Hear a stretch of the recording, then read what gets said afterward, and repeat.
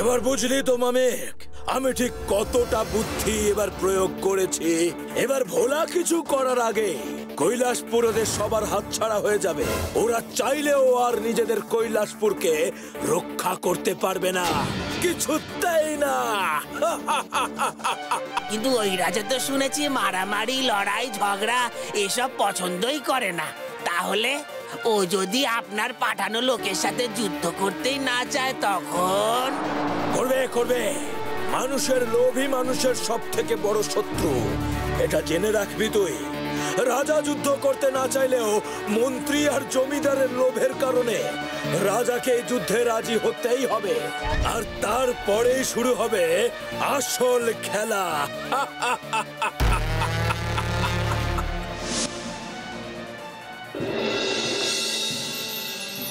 মহারাজ, কৈলাসপুরে জমিদার মশাই এসেছেন আপনার সঙ্গে দেখা করতে। তার সঙ্গে তার নায়েব এবং একজন ভিন রাজ্যের লোকও আছে। জমিদার মশাই এসেছেন, কিন্তু কেন? তার আবার আমাকে কি দরকার পড়লো? নিশ্চয়ই আবার কারুর জমি হাতাবার মতলব করেছেন সে। আমার মনে হয় আগে একবার আমাদের জমিদার মশাইয়ের কথা শোনা উচিত। বেশ, ডাকো তবে তাকে।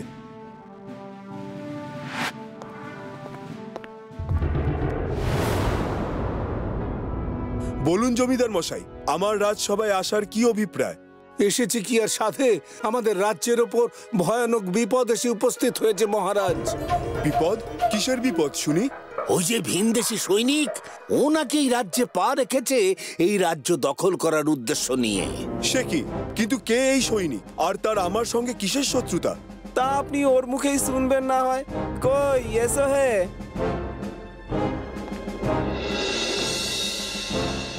কে তুমি?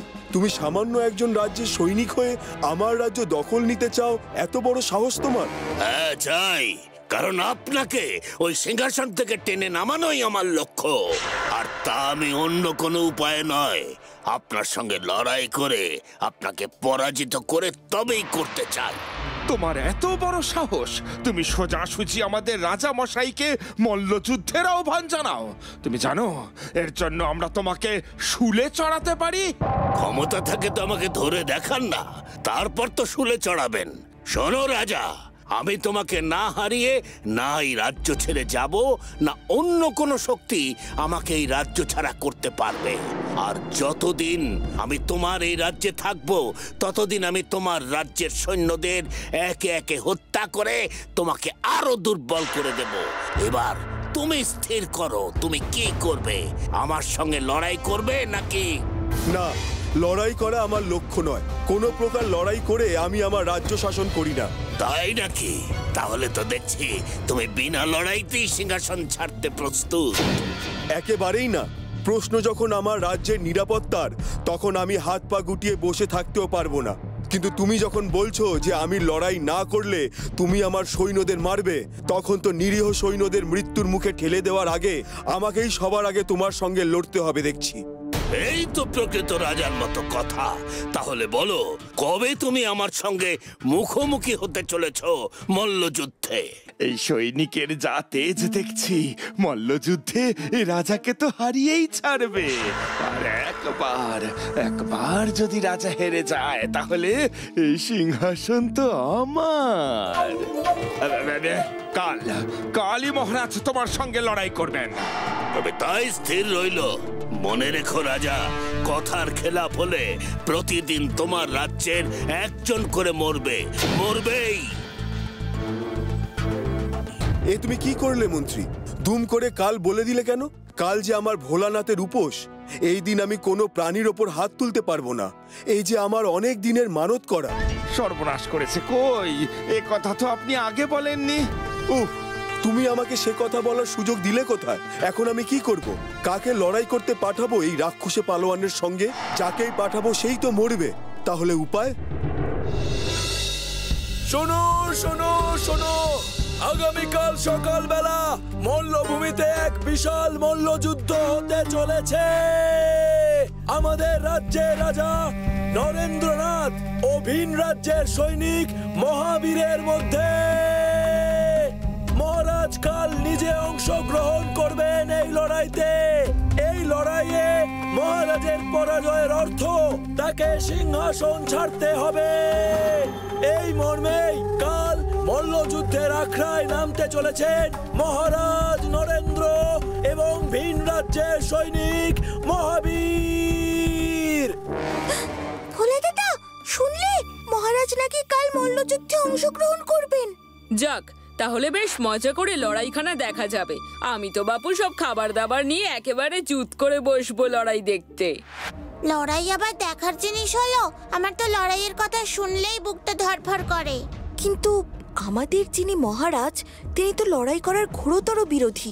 সেই মহারাজ হঠাৎ এই লড়াইতে নামতে রাজি হলেন কি করে? সেটাই তো আমারও কথা। মহারাজ কেন এই প্রস্তাবে রাজি হলেন? হয়তো এমন কিছু ঘটেছে যাতে মহারাজেরও রাজি না হয়ে উপায় ছিল না।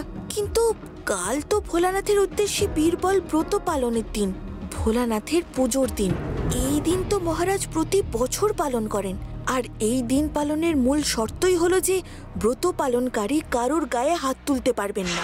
জানি না, তবে আমার কিন্তু খুব ভয় করছে ভোলা দাদা। আমার মনে হয় কাল মহারাজের ব্রত জেনেই কেউ তাকে বাধ্য করেছে এই লড়াই করতে, যাতে লড়াই করতে নেমে তিনি পরাজিত ও সিংহাসনচ্যুত হন। তাই যদি হয়, তাহলে তো আমাকে এক্ষুনি মহারাজের সঙ্গে কথা বলতে হচ্ছে।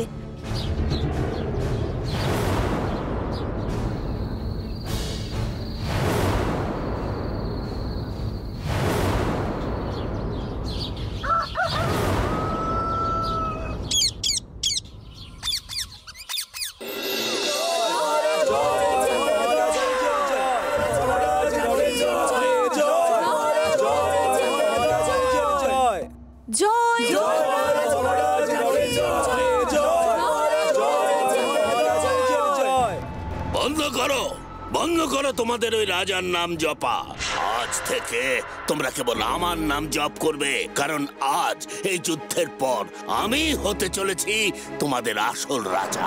কোথায় রাজা? রাজা নরেন্দ্রনাথ আমায় ভয় পেয়ে কি শেষে রাজমহলে কি লুকোলে নাকি? না মহাবীর, এই রাজ্যের রাজা এবং রাজ্যবাসী এত ভীতু নয় যে তোমার ভয়ে তারা লুকিয়ে থাকবে। আজ যেমন তারা আমার জয়ধ্বনি দিচ্ছে, কালও তেমনই দেবে। আজ এই আখড়ায় দাঁড়িয়ে আমি সেই কথা তোমাকে জানিয়ে গেলাম। এসব মুখের কথায় তো চিরে ভেজান নয় রাজা। ক্ষমতা থাকে তো শুরু করো লড়াই। করব, তবে লড়াই আমি নয়, করবে আমার পরম যোদ্ধা। তুমি যদি তাকে হারাতে পারো, তবেই আমি বুঝবো তুমি আমাকে পরাজিত করতে পারলে। আমি হাসি মুখে তোমায় সিংহাসন ছেড়ে দেব।